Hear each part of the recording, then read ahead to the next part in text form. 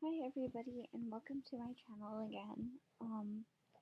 This is Amanda Panda Ghost Stories, and I wanted to read a little bit from this story called When Ghosts Scream by Leslie Roll. I'm going to read a little bit from the book, and it's from the Ice Files. Freshman Leighton Mount had a special affection for an older woman, 24-year-old Doris Fitch, who did not return his feelings. "You made me love you," he wrote in the last letter to her in September of 1921. "We were what you might call pals," Doris said in 1923. Was Leighton simply trying to get her attention when he spoke to her about ways he could end his life? He dismissed the idea of drowning because his body would resurface. She remembered. She was so used to his ramblings that at first she did not take him that seriously when he told her that he would disappear during rush. Doris heard the statement as a half-hearted suicide threat. What is a threat, or was it premonition? Leighton must have had reservations about the wild week of hazing because his mother advised him that he had better participate or he would look like a sissy. The barbaric fight week pitted freshmen and sophomore males against each other in torturous pranks. Did Leighton and his roommate Roscoe Fitch really have a choice? The rowdy, testosterone-driven event rushed over the campus like a tidal wave, picking up everything in its path and leaving the hapless wounded in its wake. Some of the students were terrorized in the lake. Student Arthur Plessinger, for instance, was tied to a plank which would be placed parallel with the water, and so low over it that the waves would splash over his face. According to one witness, young men kidnapped and tied each other, sometimes in abandoning angry and embarrassed students naked and far from campus. Almost everyone seemed to get through the September 1921 rush. Okay, everyone except for Leighton Mount. Just as he told Doris he would, Leighton disappeared. At first, none of the other students would admit to having any idea of what happened to him. But then a Northwestern student and a star athlete, Charles Palmer, who worked at a bakery, told a coworker that he knew where Leighton was.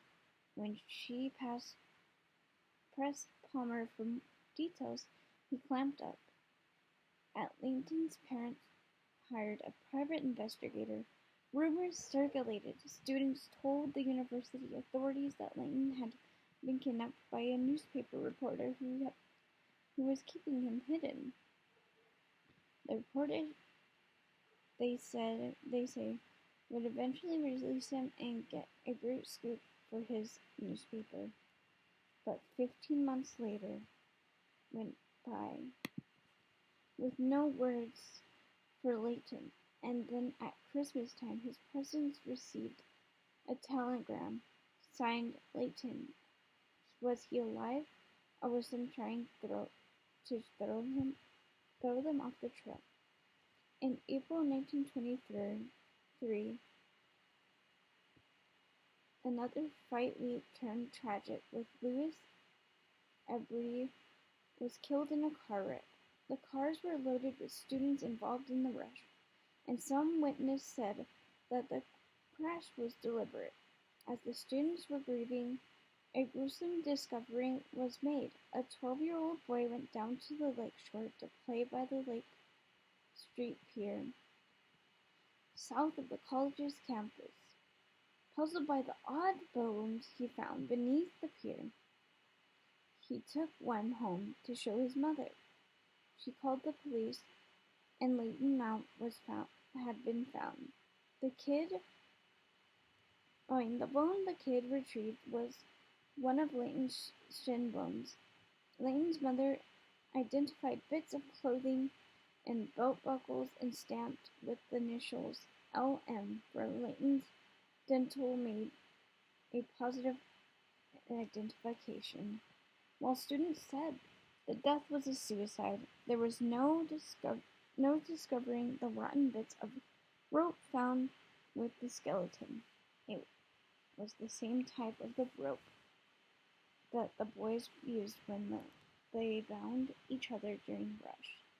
Prospector Robert Crow argued that Leighton had been kidnapped at midnight on Wednesday, September 21st, 1921. The hazers had tied him beneath the pier, and when they returned the next day, found him dead. And they had then made a pact to keep the death a secret. And now, 20 months later, dozens of people were subpoenaed as authorities demand the truth in court. The truth, however, was difficult to pinpoint, and some students changed their stories, including Leighton's roommate, Roscoe French. Newspapers reported that after four trying hours and 8 versions of his story, Roscoe burst out in tears and cried, "I'll lose my credits." And here is the guy, Chuck Palmer, the athlete.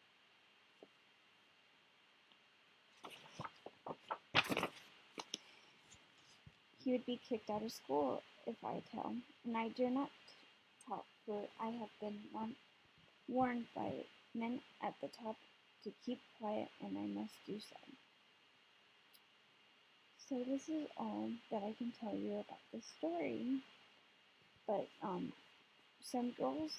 two girls, Lisa Beck and Jenna Chiskia, were driving along Sharon Road around midnight when suddenly they noticed the car in front of them swerving as if to avoid something on the road. And this is the lake that the guy was drowned in, Leighton.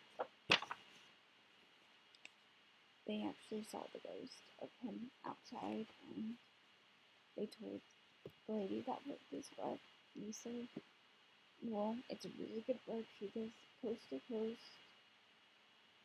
Ghost and Ghost Among Us. And this is a really good book to read. It's about true stories of victims who haunt, and I might do more if you guys like it. Okay, bye-bye.